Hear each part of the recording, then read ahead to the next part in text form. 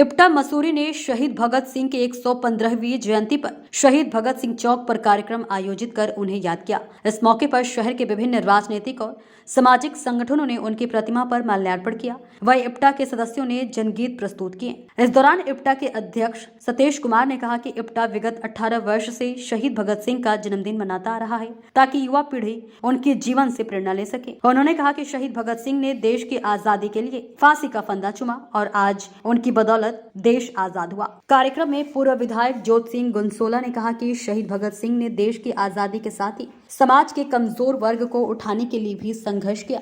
आज देश में नफरत का माहौल बनाया जा रहा है, ऐसे में संकल्प ले कि नफरत फैलाने वालों को समाज स्वीकार न करे। शहीद आजम भगत सिंह जी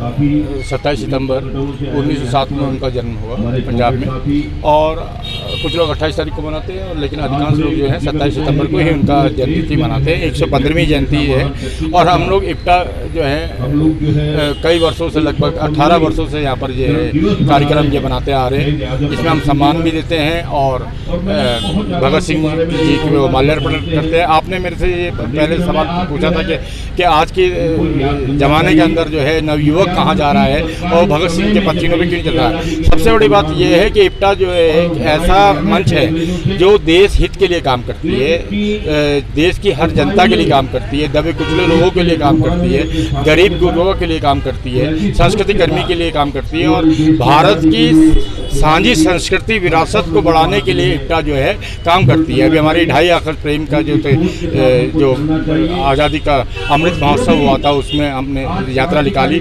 और उसमें साझी संस्कृति और साझी विरासत और साझी शहादत के रूप में हमने ये यात्रा निकाली और वो जगह जगह हमारे जो शहीद हुए लोग थे वहाँ से मट्टी लेकर हमने गड्ढे में भरी है और हर जगह जो है वो पेड़ लगाए जा रहे हैं। दोस्तों, मैं ये कहना चाहता हूँ कि आज के युवाओं को गूगल से निकलकर, फेसबुक से निकलकर भगत सिंह को पढ़ना चाहिए। सरकार की सबसे बड़ी कमी है कि वो भगत सिंह, सुखदेव, राजगुरु, चंद्रशेखर आज़ाद को और सुभाष चंद्र बोस को, खुदीराम बोस को भी भूल चुके हैं। तो ये भारत सरकार की कमी है, राज्य सरकार की कमी है कि वो जो है सिलेबस में भगत सिंह थे तो कम से कम उस सिलेबस में भगत सिंह को तो रखना चाहिए, पंडित चंद्रशेखर आज़ाद को रखना चाहिए। लेकिन जब तक हमारे बच्चों को ये नहीं मालूम होगा कि ये देश किसने आज़ाद कराया, जिस तरीके से उत्तराखंड को भूल रहे हैं। आज अगर हम उत्तराखंड के युवाओं से पूछें कि यदि मैं आपसे ही पूछूं कि भाई आप उत्तराखंड को कैसे जानते हैं, तो आप नहीं बता पाएंगे कि उत्तराखंड भी किस तरीके से हमें यह उत्तराखंड मिला।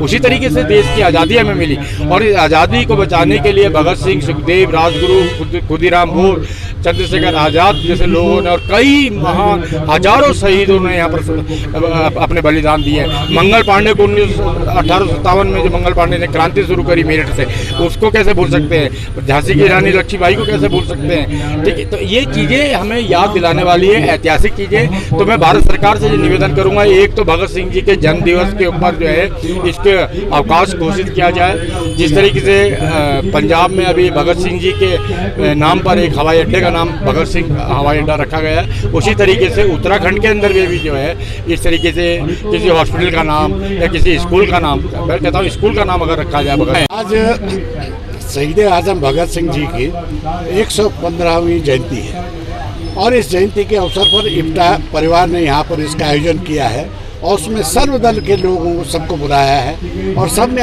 एक ही भावना आज और एक ही संकल्प के साथ कि आज जो वर्तमान में नफरत का जो माहौल पैदा हो गया है, एक दूसरे पर विश्वास और सम्मान की कमी हो गई है, तो उसके लिए हमको संकल्प लेना होगा कि आज जिस तरह से देश की आज़ादी दिलाने के लिए शहीद भगत सिंह ने तो नहीं सोचा कि मैं शहीद हो जाऊंगा। शहीद भगत सिंह ने तो ये नहीं कहा मैं किसके लिए कुर्बानी दे रहा हूँ, किस बोली भाषा के लिए दे रहा हूँ, किस जाति धर्म के लिए दे रहा हूँ।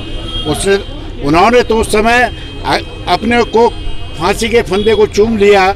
उस समय तो नहीं सोचा था, अगर ये सोचते तो शायद वो ढिलक जाते। तो उन्होंने सोचा कि इस देश को आज़ादी दिलाने के लिए मुझे अगर फांसी के फंदे पे भी चढ़ना पड़ जाए तो मैं पीछे नहीं हटूंगा। और उसी कड़ी में शहीद आजम भगत सिंह, चंद्रशेखर आज़ाद, अशफाक उल्लाह, तमाम बिस्मिल सहित लंबी फहरिस्त है जिन्होंने इस देश को आज़ाद कराने में अपनी कुर्बानियाँ दी। आज ये नहीं है, आज तो हालात ये बन चुके हैं। इन हालातों के लिए सबसे बड़ा नौजवान पीढ़ी को आगे आना होगा और भगत सिंह के संकल्प को दोहराना होगा कि नफरत और ये सांप्रदायिकता की जो ताकतें हैं इन सबसे लोहा लेने के लिए, क्योंकि आज नौजवान ठगा सा महसूस हो रहा है, नौजवान के हाथ में रोजगार नहीं है, पढ़ लिख कर बेरोजगार घूम रहा है, महिला सुरक्षा की बात आती है वो नहीं है, तो तमाम किन पर भरोसा करेगा। तो इसी तरह से इनकलाब की बात आएगी कि इनकलाब जिंदाबाद तभी शहीद आजम भगत सिंह को याद रखा जाएगा और किया जाएगा।